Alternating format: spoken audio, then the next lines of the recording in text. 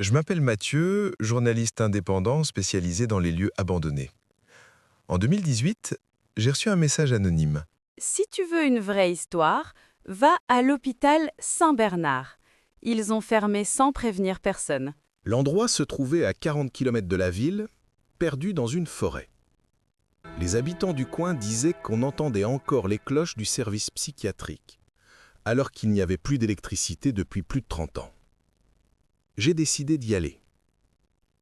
Caméra, lampe, dictaphone. Le genre de mission que je fais souvent, sauf que cette fois tout semblait vivant. L'hôpital se tenait au milieu des arbres, rongé par le temps. Sur la façade, le mot Saint-Bernard était à moitié effacé. À l'intérieur, tout était intact. Les lits, les dossiers, même les gants sur les tables. Comme si le personnel était parti du jour au lendemain. Sur les murs, il y avait des noms, écrits au marqueur, des noms barrés, et à côté, un dernier mot. Transféré, chambre 27. J'ai suivi les flèches effacées jusqu'au bout du couloir des urgences. Et là, ma lampe s'est éteinte. Plus de pile. Mais une lumière venait d'en bas, du sous-sol. J'ai allumé la caméra du téléphone et j'ai continué. Le sous-sol ressemblait à un ancien service psychiatrique. Sur les murs, des cadres accrochés par travers et une porte en métal gravée du chiffre 27. Derrière, une salle d'isolement. Et sur le lit, un magnétophone encore branché. Je l'ai allumé. Une voix de femme, paniquée. Le patient 27 n'est plus humain. Fermez la porte. Je répète, fermez la... Le message s'est interrompu.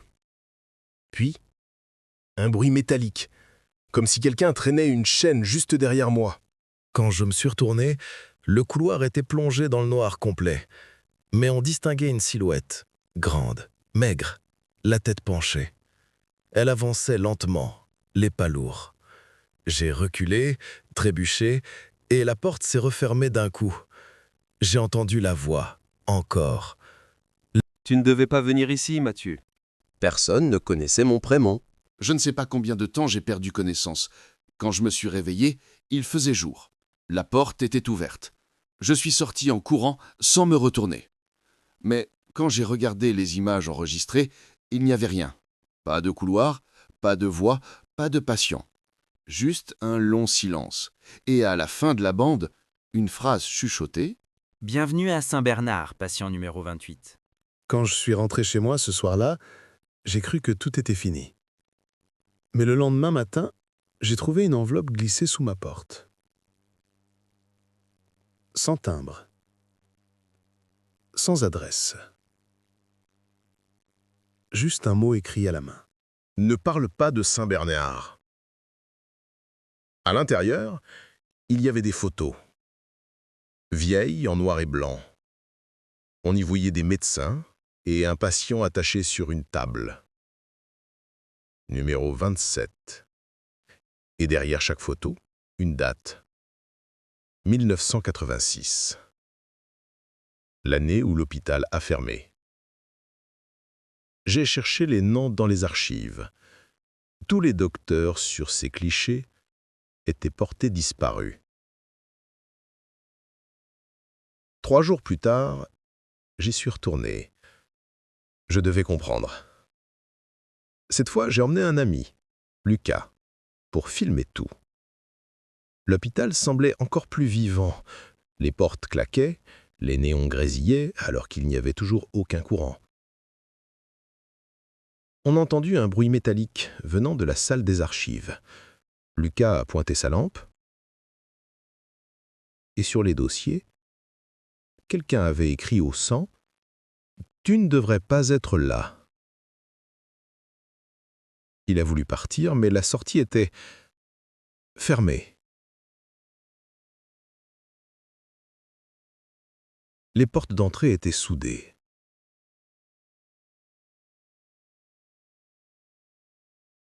Et dans les haut-parleurs, une vieille voix de femme a répété en boucle Ne parle pas de Saint-Bernard.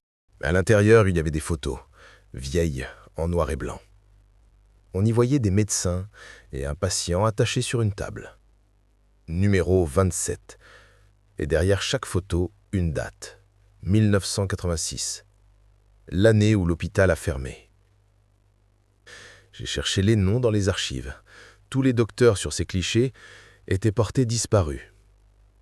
3 jours plus tard, j'y suis retourné. Je devais comprendre. Cette fois, j'ai emmené un gami, Lucas, pour filmer tout. L'hôpital semblait encore plus vivant. Les portes claquaient, les néons grésillaient alors qu'il n'y avait toujours aucun courant. On a entendu un bruit métallique venant de la salle des archives. Lucas a pointé sa lampe, et sur les dossiers, quelqu'un avait écrit au sang « Tu ne devrais pas être là ». Il a voulu partir, mais la sortie était fermée. Les portes d'entrée étaient soudées, et dans les haut-parleurs, une vieille voix de femme a répété en boucle « Le patient 27 est toujours en observation ». Dans le couloir principal, on a entendu un cri, pas humain, quelque chose de long, profond, qui résonnait dans les murs. On a couru vers la sortie de secours, mais en passant devant la salle 27, la porte s'est ouverte toute seule. À l'intérieur, il n'y avait rien, juste une chaise roulante et un miroir fissuré. Lucas a pointé la caméra vers moi, mais sur l'écran, on voyait 2 silhouettes, ma mienne et celle d'un homme debout derrière moi, le visage couvert d'un masque d'oxygène brisé. On a tout laissé tomber et on a couru jusqu'à la forêt. Le bruit de nos pas résonnait comme si quelqu'un nous suivait. Arrivé à la route, Lucas s'est écroulé. Il respirait difficilement, la main sur la gorge. Dans son cou, on voyait des marques rouges, comme des doigts brûlants. Je l'ai tiré jusqu'à la voiture, mais avant de monter, il a regardé derrière moi et il a murmuré « Tu m'as trouvé ». Lucas est mort 2 jours plus tard. Crise cardiaque, d'après les médecins. Mais sur la caméra que j'ai récupérée dans sa poche, il y avait une dernière séquence. La vidéo montre l'hôpital de nuit. Et à travers une vitre, on voit moi, debout, à l'intérieur, en train de marcher dans le couloir. Sauf que j'étais chez moi. Je regardais la vidéo en direct. Et juste avant que l'image coupe, on entend une voix chuchoter. « Bienvenue à Saint-Bernard, patient numéro 29. » Après la mort de Lucas, j'ai tout arrêté. Je ne dormais plus. Mais une nuit, vers 3 heures du matin, mon téléphone a vibré. Un message vocal. Aucun expéditeur. Juste le bruit d'un respirateur. J'ai reconnu le son. C'était celui qu'on entendait dans la vidéo, dans la salle 27. Je l'ai réécouté plusieurs fois.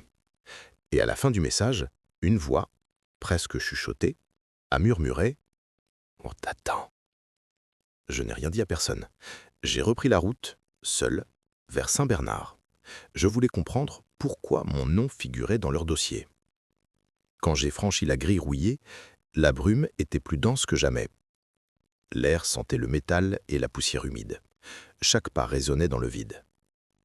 À l'intérieur, tout était différent. Les murs repeints, les lits refaits, comme si l'hôpital fonctionnait encore. Et dans le hall d'accueil, sur le comptoir, il y avait mon dossier médical, mon nom, ma photo, et une mention écrite à la main « Admis le 16 octobre 2025, observation prolongée ». Des pas ont résonné derrière moi. J'ai levé la lampe et j'ai vu une infirmière. Uniforme blanc, visage pâle, sourire figé. Mais ses yeux étaient vides. Elle a dit doucement « Monsieur, votre chambre est prête ». J'ai reculé. Et dans le couloir, j'ai vu d'autres silhouettes. Médecins, patients, tous immobiles. Tous me regardaient. Certains portaient encore les bracelets d'identification du patient 27. L'infirmière m'a conduit jusqu'à une porte. Chambre 29. Mon cœur battait si fort que j'avais du mal à respirer. À l'intérieur, une lumière blanche aveuglante. Sur le lit, une caméra posée, tournée vers moi. Et sur l'écran, une vidéo en direct. Moi, en train d'entrer dans la pièce. La même scène en boucle, encore et encore.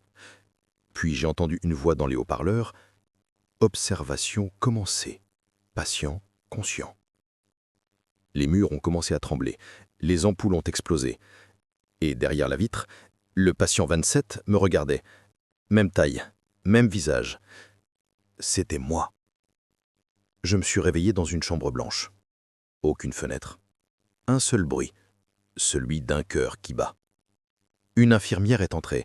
Elle m'a donné une pilule blanche. J'ai voulu parler, mais aucun son n'est sorti. Et sur ma main, il y avait un bracelet. Patient 29. Saint-Bernard, en observation permanente. La lumière s'est éteinte, et dans le noir complet, une voix m'a murmuré « Tu n'as jamais quitté l'hôpital ».